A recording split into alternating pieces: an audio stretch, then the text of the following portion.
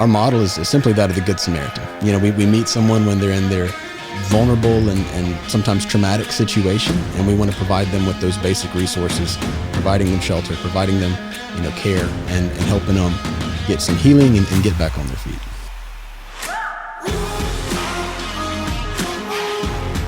Oh yeah, we've got another one here today, Sam. How are you, my friend? I'm doing great. Hope you are, bud. Man, I'm doing phenomenal. I'm so excited to bring another podcast to you guys out there listening all over the world. It's pretty incredible. Every state in the union now and about 10 countries out there. So so quickly. So let's give you guys around the planet, really a backdrop of what we're doing here. So our whole goal here is just to find extraordinary people running extraordinary companies and letting them give you a little bit of backdrop of who they are, how they did it, and what they're about to do next. So with that, we've got a pretty dynamic person here.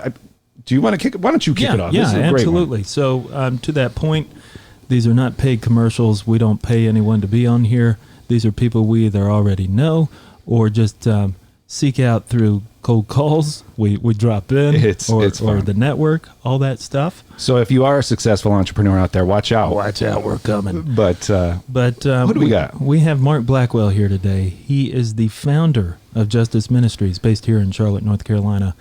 And I have a personal connection to Mark. I've known him longer than I can remember. Love the dude. He's been running Justice Ministries for a little over 10 years now, correct? Yeah, right at 10. Okay, cool. And it is a counter human trafficking organization. So a nonprofit 501c3. Did I say that right? That's correct. Sweet. Right here in Charlotte, they do some fantastic work, and probably not a subject that a lot of people are necessarily comfortable with, but we're going to talk about it anyway today and let Mark shine a light on what he does. Absolutely. So thank you so much for joining us, Thanks for coming, man. Mark. Sure thing. Happy to be here. You. Yeah. Now, listen, I can't wait to find out more about this company. We want to make people really understand that of what you do. So with that, give us an idea of Justice Ministries and go from there. Yeah, I'll kind of just give my elevator speech. That's perfect. Yeah, so we're a counter human trafficking organization, 501c3. We serve victims of sex trafficking and sexual exploitation. We do outreach to at-risk populations. We provide emergency services and transitional care. Our logo is kind of with the 3 R's, not our logo, but a slogan. We reach out, relocate, and help them rise up. And that's kind of the different divisions of our organization. Okay. Give us some examples on why those are your 4 bullet points on your elevator pitch. I mean, sure. So let's start off with reach out. What's going on with that one? So, people that are coming out of human trafficking situations aren't necessarily going to identify themselves or ask for help or know how to do so. So we reach out to at-risk populations to let them know help is available and that we do want to assist. And so we start with reaching out into the community, into the region, to at-risk populations to get our hotline number out there. The relocation piece is kind of our version of how we describe the emergency services and the rescue piece. We relocate them from their situation and into a safe place. And that process can be a 3-day process. It can be a 3-month process, depending on what they need. We try to get them out as soon as possible, and then we're providing emergency shelter and resources until they can get on their feet. And the rise up portion is when we help them basically transition to independence and kind of start their own independent life and all that comes with any of that. That's beautiful, man. It's fantastic work. I love that, and something that's always drawn me to the work you do is it's not just picking somebody up and saying, we're getting you out of a bad situation. You're actually plugging them in afterward. So sure. Kudos to what you're doing there. Absolutely. Let's rewind maybe 10 years ago and say, what was the impetus on your heart and mind to say, let's do this thing and let's start Justice Ministries? Yeah, so for me, this started right out of college. I went to UNC Wilmington on the coast, if you're familiar with Wrightsville Beach, right over there, yeah. And had a great opportunity there. I served as student body president for 2 terms, got a lot of opportunities and leadership experiences, and was actually thinking into working for the government or potentially doing broadcasting. I was kind of in between the two, and went to a conference in Atlanta, Georgia called the Passion Conference, and I learned about trafficking worldwide and what was going on just across the globe, and that there was more people in trafficking or modern day slavery than at any other time on the planet. And that, we were looking at, 35 million people involved in this thing. And then I learned that it was happening in the States, and it was even happening in my hometown of Charlotte. Wow. And, right. and God just put it on my heart, and I felt he was calling me to serve this population. So he called me to serve specifically this population of sex trafficking victims. And then I even felt, after kind of, seeking him in it and looking at the needs, even felt a call to serve specifically and locally in the Carolinas. Basically, when I learned that there was potentially teenage girls in my hometown of Charlotte being trafficked and raped for someone's profit, as a Christian, as a man, even as a Charlottean, I couldn't sit on that information. Yeah. And I did a lot of research and found that at the time in 2010, there was only about 100 beds designated for survivors in the country. Whoa. 2 per state average, Wow. if you will. And also, from speaking to government agencies, I found that the chance of rescue is only about 1% once someone falls into this. Jeez. So to me, it just seemed obvious that we needed to put effort and energy behind, let's find them and get them out, and let's provide a space for them to go. And it was really that basic. All right. So something that daunting. Where do you start? Sure. Yeah. Well, for me, just with the Lord and seeking him, he's the one that directed me into this, and I wanted to do it his way. I knew that this is not something for me to do in my own strength. Awesome. This was a call and response situation. I felt a call to serve this population, and I wanted to do it as an act of obedience and to the glory of God. Our model is simply that of the Good Samaritan. We meet someone when they're in their vulnerable and sometimes traumatic situation, and we want to provide them with those basic resources, providing them shelter, providing them care, and helping them get some healing and get back on their feet. That's awesome. And I'm actually going to back the lens out a little bit here. Sure. And, listeners, typically what we do is we have Inc. 5000 companies, these hyper growth type companies here. And we just smacked you in the face with some real life issues that not a lot of people want to talk about. And, Yeah. and it does make you feel a little bit uncomfortable when you first start talking about this and realizing how rampant this really is. And Sam wasn't really ready for this, I don't think. But, listen, we wanted to bring this to you because his ministry is very important to us. Justice Ministries is something that Sam and his family has been working with for quite a while. So Sure. I know you weren't really expecting to get put on the spot here, Sam. Hey, but thanks for the curveball, bro. Yeah, man, when he's talking about, reaching out and uplifting people and going and seeking these people out, a lot of them are volunteers or Sure. right? Yeah. Very similar to you. So what has been your experience? What were maybe some of the bit more, right? We brought Justice Ministries here to the table. Yeah. What is it about Justice Ministries, Sam, that really touches your heart? Okay, so the premise of Booming is to talk about success. And the cool thing about you and I having this podcast, we get to define what success is, right? That's exactly And right. I think that what Mark is doing, by any stretch of the imagination, forget top line growth, forget EBITDA for a minute. We're talking about a return on infinity. We're changing people's lives, and I say we, but It is we. You're part of it. Yeah, man. that's right. No. Mark's doing. This is Mark's baby. We've just been able to jump in where we can. I would say that it became a passion project for Ashley and me, really because of what Mark was talking about. You see your neighbors hurting. Who are we if we just walk past that? That's right. What Right. kind of person am I trying to be? So Ashley was the one that actually first was involved with Mark. Mark can tell you more about the strip club outreach. So my wife was in these locker rooms of some Charlotte strip clubs where a lot of the trafficking actually happens and begins. And to see that up close and personal Right. with Mark, it's changed how I view not only my city, but how you can help. No, So that's thanks right. for the curveball there, Sure. bro. Yeah. No. Well, I mean, it really is as I've gotten to know the ministry, Mark. I mean, I've heard pretty incredible stories through Ashley and other people related to the project there, man, and it is pretty amazing. Now, with all that said, I mean, obviously, listeners, it's a 501c3. We said that intentionally, just so that if you aren't local to Charlotte and you can't serve in real life, if this touches one person, it's worth it. We'll definitely give you how do they find you real quick, just in case somebody... The easiest way is just, our website, just justiceministries.org. We're also on Facebook and Instagram and that kind of thing. But just Google us, Justice Ministries, and we're out there. So one of the cooler things, yes, it is a Charlotte-based ministry. Tell us about your reach. Tell us what your looking to do now? Obviously, maybe we're fast forwarding the conversation a little bit, but tell us the evolution of justice itself. Sure. Yeah. So I'm a Charlotte boy, born and raised, Myers Park High School, all that stuff. And, at First Baptist Church of Charlotte. And that's where Sam and I originally met. And just kind of to echo Sam's point, I know he's a humble guy, so won't take credit, but it is critical. The supporters we have, whether volunteer, prayer warriors, or financial, it is all Justice Ministries. It's not just the field staff, So I say that to encourage other agencies and whoever's listening, wherever you give and support, it matters. And so keep it up. And, awesome. But how it started, like I said, I was a Charlotte boy, so I started in my own backyard. And Charlotte is a top 10 city for human trafficking. It's been on the top 10 for many years now. So, when you have an obvious problem in your own backyard, sometimes it's easier to leave and go somewhere else and then come back and, well, that was fun. But when you do it at home, it's stuck. You're stuck with it, And real quick, are you finding that Charlotte is a top 10 city just because it's one of the top 10 fastest growing cities, or is it just, hey, Chicago, if it's the fourth largest city, would be the fourth largest, in trafficking, or is there something unique to Charlotte area?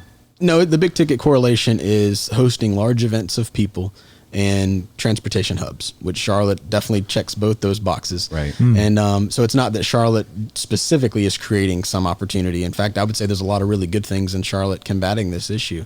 However, it's a major city with hosting a lot of events, and traffickers see that as potential customers. When a lot of people come to town, and it's easy to get in and out of Charlotte, and we're kind of the middle point between DC and Atlanta, as well as New York and Miami, and with that we have some traffic pass through it. All right, I appreciate that. Go ahead. Continue to talk how this all came to be. So basically we started here at home, and we found that it was happening in our own backyard, and started outreaching to the strip clubs, and we did even some street outreach and other techniques, and from that we got our hotline number into the community, and then people started calling, and we started just providing services and collaborating with law enforcement where we could, and other community agencies to help identify victims and then get them out and provide those basic resources. So most of our work obviously has been in the Charlotte region within 50 miles of Charlotte. But we do want to serve the Carolinas as a whole. So we respond to calls all across North and South Carolina. And that's really where we've probably experienced the growth in recent years is, getting outside of Mecklenburg County and going further, just to be available. And at times we'll take an out-of-state call. We've had the privilege and the opportunity to meet other groups across the country, other grassroots organizations doing similar work. And it is kind of a modern underground railroad, a lot of ragtag groups like ourselves doing something in their pocket of the country. And so we've met some quality organizations, and we try to collaborate there wherever we can. If I get a call, in Maryland where I know contacts, I'm just going to probably defer to them, or my Texas contacts, or my, Washington State or whatever. But when we come across something where we don't have a partner in play, we are willing to travel as needed. Because, to me, if you have the opportunity to help a human being get out of a traumatic situation that could and most likely would result in them not surviving, we have a real responsibility, no matter the inconvenience, to do whatever we can to get to them and serve them. Yeah, that's awesome. Hey, so you've been doing this 10 years now, and just knowing you personally, I know that your calendar can change on a dime. Your expectations kind of get thrown out the door. So on this journey, what are some of the things that maybe you didn't expect? Yeah, you're right. Calendaring is nuts with this work. A lot of dinners interrupted, a lot of family gatherings that I had to step away and deal with a real crisis. It's part of the deal. I describe our organization, we're less like a traditional nonprofit, and we're more like a volunteer firefighter department that's covering 2 states. Right. I could see that. Yeah. Fortunately, the volume of fires has been something, by the grace of God, we've pretty much never said no to a case that's come across our desk. That's phenomenal. There's been a few cases that didn't really fit or wasn't really what we do, but we do our best to say yes when we come across a trafficking case in our territory. And we've, by the grace of God, had the resources and funds there. We've even had times where we've said yes, where the money wasn't in the bank, and we just trusted God that He would provide. And every single time we've had exactly what we've needed, whether that was a financial contribution that happened while en route to pick up the victim, or whether a hotel decided just to comp the room for that night, and that saved us a ton of money. I have so many stories where that's happened, and God has really just shown me how if we respond in obedience, he's got it covered, you know. Right. Kind of a side note, I saw a really amazing film this week called Free Burma Rangers. It's about I heard about incredible guy named Dave Eubanks. He's served in Burma, he served in Iraq, he served in Syria, and he brings his whole family into these war zones to do mission work. And he said something that really stuck out to me. He said, even for Christians, you know, and I realize the audience is, you're going to have a mixture of people listening, but, right. you know, for Christians, we're trying to serve and follow Jesus in our actions. And he said, you know, there's the thing of trying to follow Jesus. You know, you have on one side, you have sin and filth and things that'll bog us down and mess us up. And on the other side, you can even have a lot of good and positive things that we can stay busy with. But the thing is trying to stay right in line with God's will and really pursuing him to be most effective and really do what's best. You know, it's not even about doing what's good. It's about, can we do what's best? Because we can spend our time doing positive activities that ultimately aren't making an impact. You know, and for me, that's a challenge. I'm like, wow, that hit me because I struggle with sin and I struggle with time wasting activities. So I'm going, wow, that really is it. How can we make ourselves available and be so sensitive to where God is leading that we can live the days of our lives just being effective and efficient for his purposes and his work. That's awesome. I actually want to peel that back just a little bit here. I mean, most of our guests, their biggest, maybe when they're first starting out or these types of things, their biggest concern is making payroll, right? Yeah. You are more concerned, not just providing, you know, food on the table, but actually saving lives, right? Correct. So is there a particular segment of a particular story out there that you really think encapsulates what Justice Ministries is and maybe just give people a little bit more insight to really what you're doing out there? Yeah, I mean, there's so many examples. I think one that stands out may surprise you. Okay. So the way this works is most of the time a sex trafficking survivor is called our hotline and was requested for us to literally come to them, pick them up, and then we're going to go provide housing for them and resources and make a plan. With this work, as you can imagine, some people that we've helped escape 6 months later fall back into this or find themselves in another vulnerable situation and fall into it again. So sometimes you have a repeat customer, if you will, where they're saying, I'm sorry, I screwed up. I take it for example. Imagine being in a situation where you were being exploited and your body was being used for someone else's profit. Now you're out, you've gotten your act together, but you don't have a lot of self-worth, and you're supposed to go work at minimum wage and make, $7.25 an hour when you used to be worth $500 a night. The temptation can be there to say, I'll just go work for myself, and my body's been through this anyway. So if for those that haven't seen the value that there's not a price they can put on it, that they are worth not being in this, that is a real temptation to fall back into it. And we've seen that before. And then what happens is the violence comes again. Traffickers prey on these same people, even if they attempted to work on their own, and they find themselves in a very dangerous situation again. My point in all that is that we've had those cases where then a young lady then calls us again, and you can imagine the embarrassment, the shame, the whatever. But what an opportunity for us that I can say, it's totally okay. Like, we are more than happy to pick you up again, and let's do this again. And why, you might ask? Just like I mentioned in my former statement, I struggle with sin too, and I've been a believer since I was 9. So the same grace Jesus shows me, I'm only here because Jesus sent me. Certainly, we can get on board with his grace for mistakes, Absolutely. And so to me, it's no different. The call is the same. And just being able to be a part of that and authentically let that young lady understand we value you so much that we're not worried about the mistakes you've made, but we're so happy that you want out of this and we want to help you again. So those are some of the most, interestingly enough, special moments that we've had. That's so cool. Just the human dignity outweighs what good would a reprimand do in that situation anyway? Well, like we had a situation with that with a young lady recently, and we talked for hours. She was really just trying to wrestle with, man, how did I end up in this again? And I said, let me help you understand something. I said, you and I are way more similar than we are different. I said the things I struggle with and make mistakes on are actually a lot more private. Your thing was very public and a lot of people saw it. That's right. I said, but we are in a very similar situation. Yeah. I said, so I understand, literally, sister, and it's okay. I'm so thankful you're back, and we want to serve you in your journey moving forward. So yeah, it's beautiful. I love that we're actually having this conversation on Holy Ash Wednesday, right, everybody. Yeah. I mean, it seems pretty cool. Yeah. I mean, the whole premise behind that is we came from dust and we're going to end up as dust, right? So what are you doing in between, man? You are filling that bill awesomely. So, as we're taking a look at some of that stuff, maybe fill us in, right? We've gotten a little bit of background and some stories. maybe what's next for Justice Ministries? If you Yeah. could, where are you headed with this? What's the 5-year vision? Wow, yeah.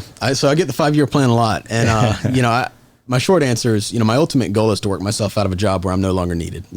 I ultimately don't even really see this as a job. I see this as a war to be fought, and I'm right now I have a post in this war, and I'm going to hold my position until the Lord directs me otherwise. Wow.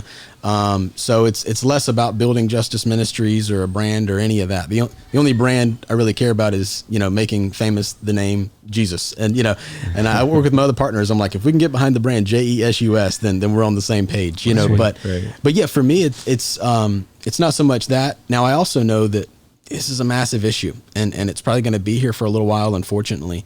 So we are still called to fight nonetheless. So for myself, and kind of where I felt like the Lord has been pushing us is, yes, keep doing what we're doing, but also press in and dig deeper. Okay. So we've seen a lot of victims. We've seen hundreds of survivors over the years, but a lot of them have been, adults, U.S. citizens in this region. And there's types of trafficking victims that I know are in the deeper parts of this that are what I call the harder to reach. Okay. And I really have a burden for that. I don't know exactly what my role will be in that, or even what Justice Ministries' role will be in that. But, the young children, the foreign nationals that there's no documentation of their existence in a region, these kind of things, the people that are truly not even documented. And I don't mean like just the smuggling stuff. I mean, there's no one's looking for them, Right. And there's a lot of those individuals that are in the larger operations and really hidden into this thing. And I've got a burden for that. And again, I don't know what our role would be there. But I want to be able to serve any survivor that we can and continue doing what we're doing. So for me, I guess my 5-year plan is to press in and go deeper and further and reach more, Lord willingly. And I also, it's not just about the numbers. I want to reach any victim we can, but I want to do it with really high quality. I would say some of the victims we've served, man, we could have done better, and that bothers me. I know there is grace there, and it's not about me. I'm not saving anyone. Only Jesus rescues, only Jesus redeems. So the Lord, in the same way he has grace for my sin, he has grace for my lack of performance and mistakes. And I'm so thankful for that. But nonetheless, as I grow in maturity, and I want to be like anyone, you want to do better and better and do it with high quality. And again, not from the sense of my performance, but for the purpose of giving these individuals what they deserve. And that's excellent care. And that's something that I want to do for myself and my team and replicate that as best we can. So along those lines, one part of the audience that Brian and I are trying to speak to is that next generation of entrepreneur, leader, business owner, nonprofit starter, however you want to categorize them. What kind of advice would you give to them to say, hey, get off your rear and start this, bootstrap it? What's your advice to them? Yeah, so for any entrepreneur, a couple things. I'd probably start with why starting a company. What's the motivation? What's the point? Is it because you don't like your boss? Is it because you think you're going to make more money? Be careful. I really think it's for people that, either feel called or so burdened to start something, And again, I'm in the nonprofit world. It's very different than the profit sector. If you figured out a better way to sell apples, you probably should do it. We live in a capitalist society. Good for you, and donate your proceeds here, Yeah. Awesome. So that's a different thing. There are some things that I'm in it for the money, and that's business. I get it, Right. So yeah, I wouldn't speak to that as much. For those that are wanting to enter into the nonprofit sector, I would say be patient, because it can take a little longer than you think. Oh, wow. Be prepared to sacrifice. And also, why are you doing it? Don't do it for yourself. This is not about us. And I think that's a big ticket item. And you'll also find, I think, even in the for-profit industries, business leaders that built really amazing cultures and amazing businesses, even in a for-profit setting, they found that they were really working for their employees, not the other way around. Right. And I try to have that same model even in our small grassroots team. I mean, I told one of my team members when we were having a situation one time, I said, let me be clear. I am more of your butler than I am your boss. Okay. Like I work for you guys, and I'm so when I tell you to do something, please just comply, and, but I think that's important, that it's not about being the boss. It's not about being in charge. It's really saying, I want to be servant number one. I want to put it all on me while I'm serving the people that are working for me and the customers we're seeking out. And that's no simple task. So think long and hard before you launch into this. And it doesn't necessarily mean life will be easier. At least in the early years, it'll probably be a lot harder. Yeah. Yeah, it's pretty incredible. And one of the things that we see from all of our guests when they come in and they start a business, I mean, some of them, they're only a couple years old, some of them are 20 years old, right? Sure. But the deal is that you hit the nail on the head that whatever this passion is, right? Whether you're a nonprofit or, you're trying to sell better apples, Yeah. right? There is an element of sacrifice, right? So, is there, not to put you on the spot Sure. a little bit here, but I mean, is there an area of sacrifice that you feel like, man, I really gave that up, but my reward is somewhere else? Or Absolutely. Well, I'm so thankful that God put this on me right out of that's college. beautiful. Oh my word. Like I hear about these really noble people that left 6-figure jobs to go, to Mozambique or something. And you're like, wow, that was really, it's good. That's a good big for you. deal, yeah. I was a broke college kid that went into being a broke nonprofit guy. It was like, whatever. I don't have any money anyway. Easy switch over. So I don't know how noble that is, but nonetheless, I mean, literally, truly, there have been some thin seasons, right? Right. But God called me to it and he prepared me for it. And I just knew he had it. Like, so I knew things may get real thin, but God's going to provide. And, my family, we've never missed a meal. We've always had a place to lay our heads. We've always had vehicles to drive. You live in the States. We already hit the lottery. You know what I'm saying? Right. We'll be all right. Yeah. I don't have Yeah. the newest iPhone. What am I going to do? I'm going to buy it next year. But I do have a crack on my screen I've been looking at. Yeah. Yeah. Exactly. It's like, it'll be all right. So my point being is, there's definitely sacrifices that stand out. And again, for me personally, I was excited to be able to use my 20s because I had a talk with my dad about it. And I was like, here's the deal. And when I was 23, 24, I said, if at 30 years old, I have $0 to my name, that's okay. I got time. Like it'll be all right. So many of my peers, bless their hearts, I worried about them because it's like they're 32 and they're freaking out about retirement. I'm not going to make it. I'm like, you're not going to starve to death. It's going to be okay. Like it's fine. And I think sometimes we can have this fear of like, I'm going to run out of money. It's like, well, you'll probably be all right. So but for me, I just felt like what a privilege and opportunity to be able to start on this early, to have an opportunity to get ahead. Cause now I'm finally at a place where I can actually pay myself like a real, salary and, pay bills and all these kind of things, which is nice. But I knew it may take a while till you're at that point. And so I'm just thankful for myself. So yes, it was a sacrifice, but what a cool thing to kind of be prepared for a sacrifice you're about to have to make. It makes it less shocking, I guess. That's right. And you know what, brother, my father was a Southern Baptist minister, church planner, right? Sure. Didn't roll in the dollars there. My That's mother right. started a nonprofit, and I remember going to business school, and I was kind of like, man, how the heck are they going to retire? Yeah. And Yeah, exactly. you hit the nail on the head. The Lord provides. I mean, That's right. they're not wanting for anything, and I really do think that the Lord took care of them. So just right. keep going on, man. Don't worry about the sacrifice. Keep pounding it and doing what you're doing. Yeah, if I really get a jam, that's why I just call Sam. And I say, hey, man, got a situation. That's cool. You can throw my name on there too, buddy. Right on. Exactly. Yeah. Cool. We're on the email list. That's cool. So, hey, let's do something fun here. One thing I love about Mark is he's ready for a challenge. Oh, he yeah. is also quick on his feet. So we've got something here, bro. It sounds like you're ready. I'm super ready. I'm so ready. And I tell you what, I mean, are you ready for this? Do you know what's coming at you? I see a bowl with some paper in it. All right, man. That's right. Listeners, viewers, Bingo. we do have a bowl here. So here's the deal, man. I mean, Mark, this is something that's on his heart, right? This is a passion. This is a higher purpose. So he can talk about it, plug about it all day. But part of the podcast is not only hearing about the company that's so awesome, but also hearing a little bit more about that individual, man. You're truly a special individual. So that's what the fishbowl is all about, is just to kind of bring out a little bit more of you into it. So with that, we're going to go ahead and start it off. I don't know, Sam, if you want to grab the first one, but we're going to go kick it off. We call it the fishbowl. And I tell you what, listeners, viewers, if you guys have some questions that you want entrepreneurs to hear or submit them to us, usabooming.com or on Instagram and these types of things, but you'll find us.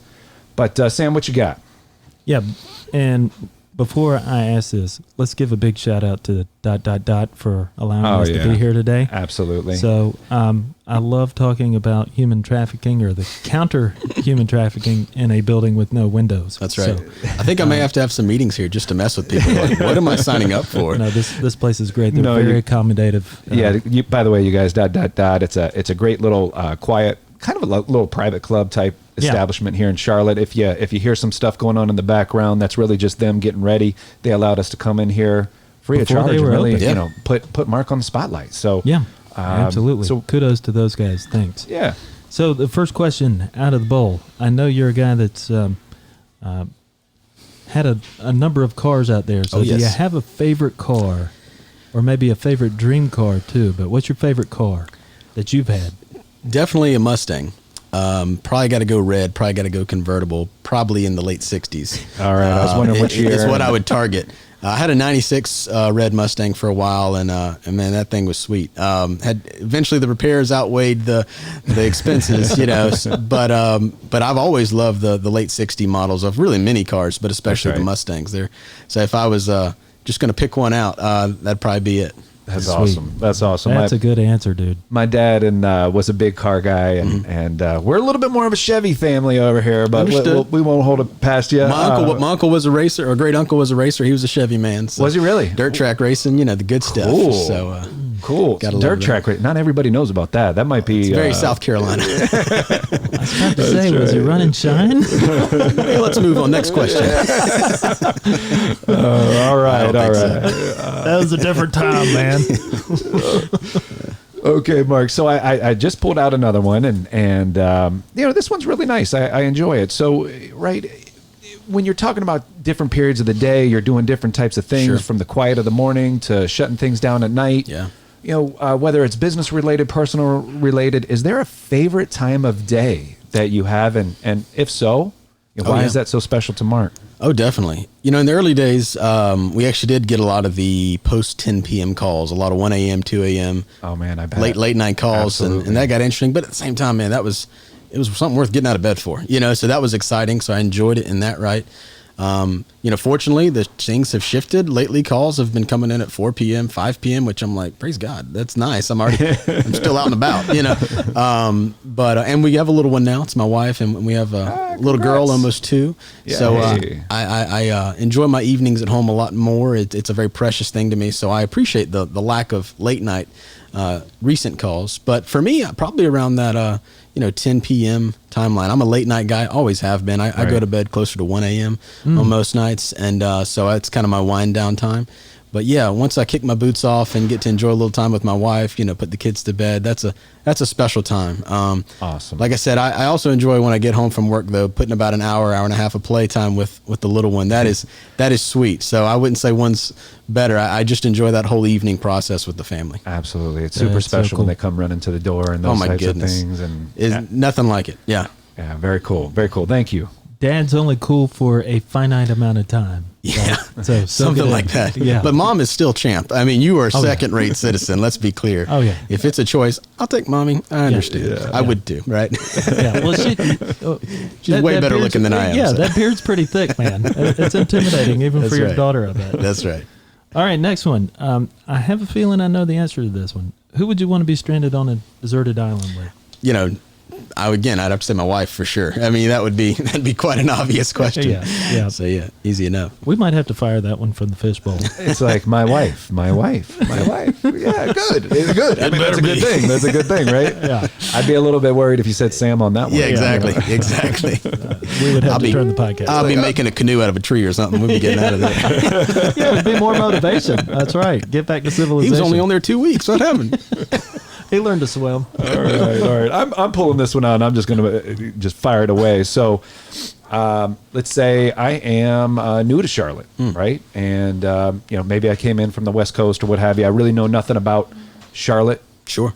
What do you tell me to do? Where do I go? I mean, What do I I would do in be a Charlotte? great food guide for you. I will take you. I'm again okay. lifelong Charlottean, so I'll take you to the good spots to eat. Places like Park Road Soda Shop, just on the other side of this building, Ah. and places like Spoon's Barbecue down South Boulevard. You know, Listen, guys, these are like under the radar places that are sweet Throwbacks. Oh yeah. Oh yeah. Give us one more. What's another good spot? Well, a place we've tried out before, JJ Red Hots. You know, that was a big one. I actually had my rehearsal dinner there when we got married. We So rented awesome. out the place. They have a rooftop access, and anytime a dining establishment has a rooftop access, I'm interested. Why Bonus don't points. more places have those? It seems like an obvious thing to do. Especially Right, here. like- I mean, Yeah. you get the spring and fall. Now, summer may be brutal. No, we're big fans of JJ's by far. I mean, all those that you listed were sweet. Good Absolutely. stuff. Really healthy. I'm a really healthy eater, as you can tell. Burgers, barbecue, and dogs. So, Yeah, keep it up, bro. You look good. All right, next one. Do you have a favorite sport? And if so, what are your favorite teams? man, that's a good question. Interestingly enough, I was a track athlete growing up, mainly sprints. So I enjoy that. It's not really a big spectator sport, something I enjoy actually watching and just seeing what's going on. But yeah, certainly. I mean, I love football. And if I'm just going to sit and watch something, it's going to be most likely college football, and I love the Panthers too. But cool. My dad's a Clemson guy, so I always grew up as a Clemson fan. It's a good time to be fun. It's a good time to be a Clemson fan. So that's easy enough. The golden age. Oh yes, I mean, absolutely. What have they got going on down there? It's pretty amazing. So good for you for being able to enjoy that. Probably a sweet connection between you and your father too. Oh, right? absolutely. Yeah. No, he's not just my dad, a good friend. He's an awesome man. Is he local here to Charlotte? Yep, he is. So Okay, we get cool. to see them all the time, as well as my in-laws. We're very fortunate to see them on a regular basis. Yeah. Awesome. And it's amazing. Sometimes the fishbowl provides as well, because my question has to do a little bit more with family vacations. Now, Sure. listen, I know I've had kids. I know you're just getting to that point where maybe you can go take a family vacation. That's right. Yeah. At 2 years old, you've kind of been on lockdown with this little one, Sure. so to speak. But maybe even back with your father or your family, any particular favorite family vacations and why? We are a beach family for sure. Obviously going to UNC Wilmington and all that. I love toes in the sand and playing in the waves. It's a good thing. So anytime we get a chance to head to the beach, I'm on board. Absolutely. Sam and I were talking about the beach yesterday, I think. Yes. Kind of daydreaming it on a rainy day here in Charlotte. Yeah. That's right. I don't think anybody can tell. I'm a subject to horrible allergies, and they are kicking me today. And I was in Charleston this weekend. Yeah. And my gosh, I could actually breathe, and the salt water blowing. Oh my man! So I feel you with that one, brother. It's good stuff. Yeah. Yep. Sam, you got another one, huh? Yeah, we got time for a couple more. Oh, I'm good. Yeah. We're gonna do a couple more on you here. Cool. Let's do it. All right. What's the best day you've ever had? Oh man. Nice and open-ended. That's a tough one. Man, there's so many. I mean, I guess obviously I'd have to, the day I got saved, I would say is obviously, Oh, wow. Christ came into my life. That's here's Cool. the thing. I was 9 years old. I had been feeling the tug to respond to Christ. I could feel the Holy Spirit calling at 9. It's kind of hard to know what exactly that means. And, I'd asked my parents about it, and I told them, I feel like I need this relationship with Jesus. Can you tell me what that looks like, what that means? And they kind of walked me through it. We went to a Cracker Barrel, and Wow, okay. and I remember it. I prayed to receive Christ in my living room, just that I understood that I'm a sinner that can't fix myself, and Jesus is King of the universe, and He died for my sins, and I need Him. So I asked Him to come into my life and become the Lord and Savior of my life and forgive me of my sins. That I want to live my life for Him. And it was interesting. At that time, that's when the Holy Spirit enters your life, and I literally remember, even at 9, the next week, like I remember a literal change. Like I felt literally more joy, and again, truly alive at that point. So as I think back to that was the best decision I've made, and certainly when I became truly alive, I feel. And I've been blessed with many other great days. If everyone would say marriage and first kid coming in and all that, but that was truly to breathe, and be alive at that time. So That's really cool. Right on. It's fantastic. That's really cool. Thank you. Yep. Now, I know, especially to run, most entrepreneurs are super hyper-focused, right? Especially to run a successful nonprofit. I mean, you've been in business now for several years. It's really remarkable, Mark. So I don't want to take your eye off the ball too much here with this question. But again, hey, it's what the fishbowl said. So if you could choose to do anything for one day, right? Any profession, anything, what would that be? Man, that's a great question. Well, I've thought about it, I guess. Everyone thinks, if this thing goes under, what else would I do, right? Every entrepreneur thought that, right? I'm pretty involved with Samaritan's Purse. My wife and I are on their disaster response team. So we've actually served in Iraq. I served recently down at the border between Mexico and Texas with them doing some disaster relief type work, and even did some anti-trafficking work down at the border. So if JM if I retired and moved on, I would probably look into a career with Samaritan's Purse. I'm also a big Coca-Cola fan, so I've always thought, how cool would it be to be a Coca-Cola truck delivery driver? That'd just be fun. It seems like fun. I'm sure drivers out there are saying you're a nut. You're just you're nuts. When it's 103 degrees, I don't want to do that. Bad there's idea. A driver shortage. I don't know. I do a ton of driving anyways in this work. I mean, on a slow day, I'm in the car 3 hours. So I feel like I could have been a trucker, you know. But yeah, if I looked for another career, it'd probably be with Samaritan's Purse or maybe Coca-Cola. We'd see. Well, and real quick, let's shine the light a little bit on Samaritan's Purse. Sure, and why yeah. your wife serves on that. I mean, again, so it's a remarkable family, guys. It's not just Mark, but Sure. your wife has taken the calling too. Then, so. Yeah. Melissa really got us into that. She was What is it? Yeah. She's a nurse at the time, and Samaritan's Purse. A lot of people know him from the Christmas child shoe boxes that you pack and give out to kids. That's right. But they have multiple programs across their organization, and a lot of disaster relief, a lot of domestic relief when tornadoes and hurricanes hit and things like that. And then what we're a part of is the international team that is part of the DART program, and it's a roster of people that's kind of on call, and they'll send out a list and say, hey, we need people in Ecuador or Iraq or Sudan or wherever, and for a short term, normally 3 weeks to 3 months kind of deal, and whoever's available, if they call you, you go. If you can, if you can't, it's understandable. Cool. But it started with Melissa, and they first time she was available to go, they needed her to go to northern Iraq, and it was during the peak of the fight with ISIS in the city of Mosul when they had a stronghold, and I said, wow. That's interesting. So what list is this? So I was on board to help. They wanted to start a field hospital right outside of Mosul because ISIS had blown up all the medical facilities in the region, and there was really nowhere for people to go that had stepped on a landmine or had been shot by an ISIS sniper or drove over an IED.